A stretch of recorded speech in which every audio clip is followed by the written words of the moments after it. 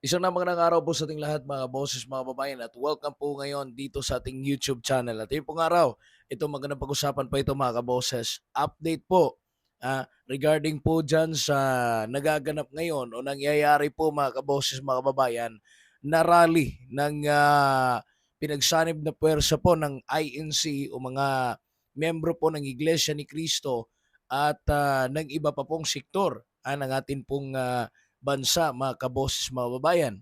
Kasi based po sa data, hindi lamang po mga INC yung andyan, mga kaboses, mga babayan, kundi meron din pong mula no, sa iba't ibang sekta, mga kaboses, mga babayan, at iba't ibang sektor ng ating pong lipunan. Ngayon po ay nahihirapan na po mga kaboses, mga kababayan, na kontrolin no, ng ating pulisya yun pong crowd, mga kaboses, mga kababayan. Sa dami po ng tao, sa dami po mga kaboses, mga kababayan ng dumalo doon po sa naturang rally, mga kaboses, mga kababayan, para isigaw ano po ang accountability at transparency po ng atin pong gobyerno, mga kaboses, mga kababayan. So, kanina po in-interview po mga kaboses, mga kababayan, ano po ang NCRPO, lalo na po ni NCRPO Regional Director Police Major General Anthony Abirin. Sinabi po niya, ayon po dito sa artikulo po ng Ang Balita ngayon, paano natin i-disperse ito kung ganyan? Ano po? Ganyan sila kadami. Ito ang naging pahayag ni NCRPO Regional Director Police Major General Anthony Abirin kaugnay po ng malawakang pagtitipon ng mga miyembro po ng Iglesia ni Cristo sa EDSA People Power Monument ngayon pong araw. Ayon po kay Abirin, bagamat karaniwang dinidisperse ang mga pagtitipong wala pong permit, iba po ang naging sitwasyon dahil sa napakarami po ngayong dumalo.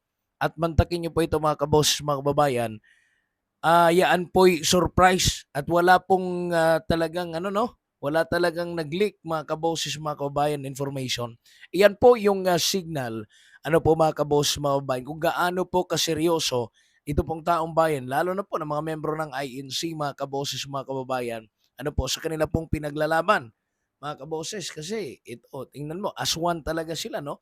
Nagkakaisa talaga sila. Imagine, sa dami po nila mga kaboses, mga kababayan, wala pong nag-leak na kahit anuman pong information at nagulat po ang lahat na mangyayari po pala ito pong malakihan at malawakan pong rally diyan po sa EDSA, mga kaboses, mga kababayan. Ayon po sa kanya, basically, ang mga ganito dinidisperse kasi walang permit. But looking to it, paano natin i-disperse ito kung ganyan? No, ibig sabihin, kung ganyan sila karami. Nauna na pong sinabi ni NCRPO na walang naipakitang permit ang mga organizer, mga kaboses, mga kababayan. Surprise nga ito. Ano po? Sa halip na magsagawa ng dispersal, nakipag-ugnayan ang pulisya sa mga organizer upang mapanatili ang kaayusan at mabigyan ng daan ang mga motorista. Patuloy namang dumagsa ang libo-libong kalahok sa EDSA habang nagpapatuloy ang pagtitipon. Sa na isinagawa po kasunod ng anunsyo ng Office of the Ombudsman na magsasampa ito ng kasong plunder laban kay Senator Rodante Marcoleta. Yan po yung ikinagagalit po nila, mga kaboses, mga kababayan. Isa po yan kasi imagine, magagalit po talaga itong tao ng taong bayan, lalo na po mga membro po ng iglesia. Kasi po ito, Iglesia ni Cristo rin po itong si Senator Rodante Marcoleta at halos lahat pumabor po ano po sa kanya, mga kaboses, mga kababayan. Now, magagalit ka talaga ano po sa ginawa po ng Office of the Ombudsman, lalo na po ni Boying Rimulya, mga kaboses, mga kababayan. Imaginein mo nga, ha?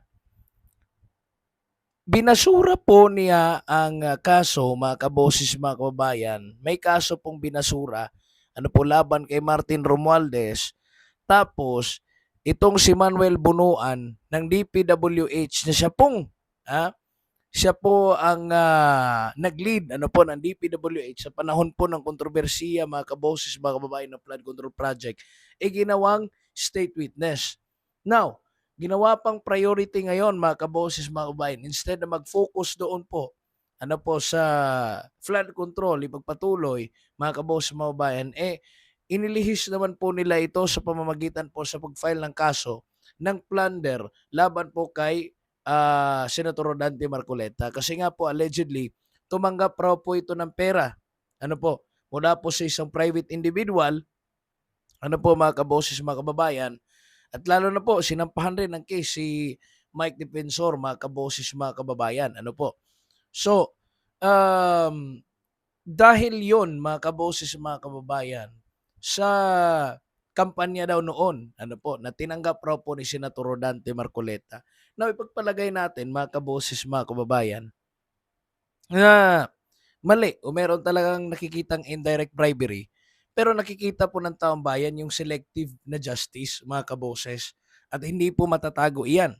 Kasi nga po, hit na hit po yung issue ng unang-una, hit na hit yung issue ng flood control, di ba? Mga kaboses, at taon na mula nung sinimulan yung mga investigasyon, mga kaboses, mga kababayan, may mga nagsilabasa na po mga state witness, ano po mga kaboses, mga kababayan. Tapos meron na po mga nagsilabasa ng mga testimonya, napakarami na po. Lumayas na po si Saldico. Hindi na po natin nga alam ngayon ng gobyerno kung nasaan na. Ito pong si Saldico, mga kaboses, mga kababayan. Marami na po nangyari. At ngayon, mga kaboses, mga kababayan, binasura ng ombudsman yun pong isang case ni Romualdez, mga kaboses, mga kababayan, ni former House Speaker Martin Romualdez, na siya ring itinuturo na kuno, allegedly mastermind ng flood control project. Now, paano mapuprove pa iyon, mga kaboses? Paano pa uusad yung investigation noon kung ibinasura na, mga kaboses, mga kababayan? Kaya nagagalit po ang taong bayan na ganon-ganon na lang ba? Ano po, mga kaboses, mga kababayan, at kailangan natin ng transparency. Bakit ba ibinasura? Bakit nasabing wala mga ebidensya, di ba po? At ito, pangalawa, bigla-bigla pong ginawang state witness, ito pong si Manuel Bunuan. Bakit ba ginawang state witness? Ito si Manuel Bunuan, na unang-una, pwede rin siya maging kasama, mga kaboses, ano po? Posible rin, mga kaboses, mga kabayan, na titingnan, no? Hindi pa naman natin alam, but pwedeng tingnan o imbestigahan, mga kaboses, mga kabayan. Kasi kapag state witness ka na, ano po, siya na yung magiging ano ngayon 'di ba? Magiging magtuturo-turo kung sino na yung mga kasama, mga kaboses, mga kabayan. At we need again transparency. Paano nag-qualify na itong si Manuel Bunuan, mga kaboses, mga kababayan, ay pwedeng maging state witness? In fact, hindi po nila ginawang state witness yung mga diskaya, mga kaboses, mga kababayan, na siya rin pong may alam, first hand, kung sino yung binibigyan nila ng mga kickbacks ng mga kongresista, mga kaboses, mga kababayan. So yan po yung patuloy po ngayon na kini-question, ano po, ng taong bayan, mga kaboses. Yun pong selective. Wala naman sigurong problema kung ito pong kaso ni Rodante Marcoleta ay gugulong at aarestuhin, kung siguro yung sa kabilang banda, mga kaboses, mga kababayan, ginawa rin nila yung kanila pong role, ano po, mga kaboses, mga kababayan, bilang Office of the Ombudsman, ah, dapat patas, hindi po selective yung justice kasi nahalata na po, mga kaboses, mga kababayan. Noon pong time na ito rin, si Villanueva, noon pong time na si Villanueva po ay andun pa po sa Duterte Black, kay Cayetano, mga kaboses, mga kababayan. Pinipilit, lalo na po si Chis Escudero, pinipilit po nilang ipalabas sa media na keso ganito, ganyan, may kaso, may ganito, ganyan. Nung lumipas po itong dalawa, mga kaboses, mga kababayan, biglang kumalma, ano po, mga kaboses, yung mga kababayan, yung pong tempo ng Office of the Ombudsman. At yung kaso raw po ni Villanueva ay hindi pa raw po hinog, mga kaboses, mga kababayan. See? Tapos ito napakabilis, no? Kina Marcoleta, kasi alam natin na umuusig itong si Marcoleta, mga kaboses, mga kababayan, doon po sa gobyerno. Ano po? At lalo na po sa korupsyon. At hawak po nila yung 18 Marines, mga kaboses, mga kababayan, na bit-bit rin yung mga testimonya. Although hindi pa natin alam kung totoo ba yung sa 18 Marines, but ito pinapakita nga ngayon ng ating gobyerno, mukhang meron talagang hindi natin mabiblame yung taong bayan, mga kaboses, mga kababayan, na ganun na lang yung kanila pong reaksyon. Kaya po nagdedemand sila na transparency, accountability, mga kaboses, mga kababayan. So kayo po, ano po yung reaksyon po ninyo, opinion at suggestion, mga kaboses, mga kababayan, regarding po sa atin po napag-usapan po ngayong araw?